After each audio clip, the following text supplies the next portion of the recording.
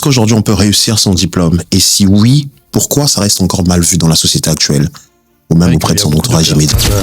Qui ne sont pas forcément passés par les bancs de l'école et qui ont fait de grandes choses. Plutôt, on doit arrêter de se spécialiser. Donc, on doit arrêter avec ces histoires de master spécialisé en transformation digitale, master spécialisé en connexion, je sais pas, numérique, mais plutôt être plus transverse et s'adapter à la volatilité du monde dans lequel on vit. Est-ce que les grandes leçons de la vie, selon vous, ne s'apprennent pas en dehors des salles de classe? Très souvent, l'école nous a fait croire que échouer signifiait qu'on était un échec. Mais l'échec n'est pas une fatalité. Au contraire, l'échec est un tremplin vers la réussite. On n'est plus dans ce monde où on disait, je te rappelle, quand nous étions jeunes, que pour être riche, pour avoir de l'argent dans les métiers qu'il faut choisir, il faut être docteur. Aujourd'hui, un youtubeur peut gagner mieux qu'un cardiologue.